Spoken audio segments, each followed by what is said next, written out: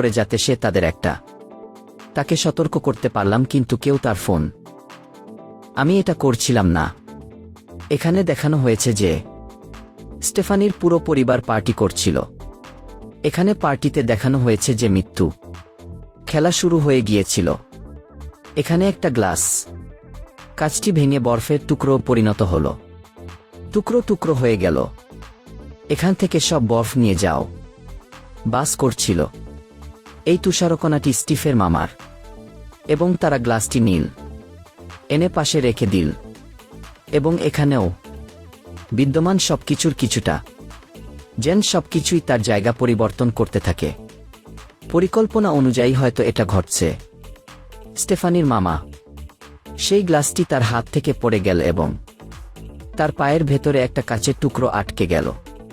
এটা ঘটে ব্যথার কারণে সে পড়ে গেল। তারা পড়ে যায়।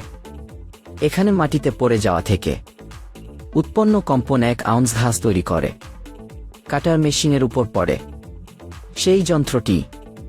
এটি শুরু হয় এবং শক্ত হয়ে যায়। আঙ্গালের মুখের উপর দিয়ে উঠে তার পুরো মুখ। এটি বিধ্বস্ত হয় এবং তাকে হত্যা করে। তার এই ভয়াবহ মৃত্যুতে সবাই খুব ভয় পেয়ে গিয়েছিল। স্টিভ এখন খুব ভয় পাচ্ছে। সে সম্পূর্ণরূপে পরিবারকে ব্যাখ্যা করে যে মৃত্যু তাদের কিভাবে প্রভাবিত করে। সে আমার পিছনে লেগেছে। সে বলল যে আইরিসের সেদিন টাওয়ারটি রক্ষা করার পরেও মৃত্যু তাদের তাড়া করেছিল। সবাইকে টার্গেট করা শুরু করুন। ওই টাওয়ারে যারা বেঁচে ছিল তাদের দিয়েছিলাম মৃত্যুর দ্বারা। তাকে এবং তার পরিবারকে সম্পূর্ণরূপে ধ্বংস করো দিয়া। আর এখন শুধু তার পরিবার আর আরও একটা ছেলেটির পরিবার বেঁচে ছিল, স্টেফানি তাদের। তিনি ব্যাখ্যা করেন যে প্রথমে আরিসমানির দিকে তাকান এবং তারপর তাদের দিকে।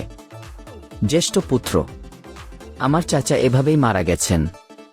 পরে তার ছেলের পালা এবং এখানে যখন যদি সে আমার মা হয় তাহলে আমি মারা যাব। আমি যাব। সবাই বসে স্টেফির কথাগুলো শুনছিল। কথাটা সত্যি, কিন্তু কেউ তার কথা বিশ্বাস করতে পারছে না। আসেনি এমনকি তার মামার বাচ্চারাও। তার মানে তার চাচাতো ভাইরাও তার উপর রেগে গেছে যে সে তার বাবার মৃত্যু নিয়ে মজা করছিল। হয় এখানে কেবল একজনই ছিলেন যিনি স্টেফানির উপর আমার বিশ্বাস ছিল। ওটা স্টেফানির ছিল মা। কিন্তু স্টেফানি তার মায়ের সাথে ভালোই মানিয়ে নেয়। আমি তার সাথে কথা বলছিলাম না। আমরা এখন এখানে। কাকার বড় ছেলে তার ছিদ্রের দোকানে চাকরি পেয়েছে। দেখানো হয়েছে সে তার কাজ শেষ করে সে তার দোকান বন্ধ করে তার বাবার হাতে তুলে দেয়। আমি আমার হাতে বাবার একটি ট্যাটু আঁকি। এই সেই সময় তিনি নাকে একটি আংটিও পরতেন। ঘটেছিল এখানে তার নাকের জোড়া আছে, ফোকাসড এবং ঠিক উপরে একটি ফ্যান আছে। একটি চৌম্বকীয় শৃঙ্খল দিয়ে চালু হয় যেটা এসে তার নাকের ছিদ্রে আটকে গেল। সে যায়। পাখাটি নড়াচড়া করার সাথে সাথে চেইনটিও ঘুরতে লাগল। আর সেই ছেলেটিও ঘুরে বেড়াতে শুরু করল। নিচে অনেকগুলো তার লাইটার ব্যবহার করে কেরোসিন আগুন ধরে যায় গেল। সে নিজেকে সেই শৃঙ্খল থেকে মুক্ত করল। সে তা নেই কিন্তু নিচের আগুনে পড়ে যায়। আমরা দেখতে পাচ্ছি যে দোকানেও বিরাট আগুন লেগেছে। এটা অনেক বেড়ে গিয়েছিল।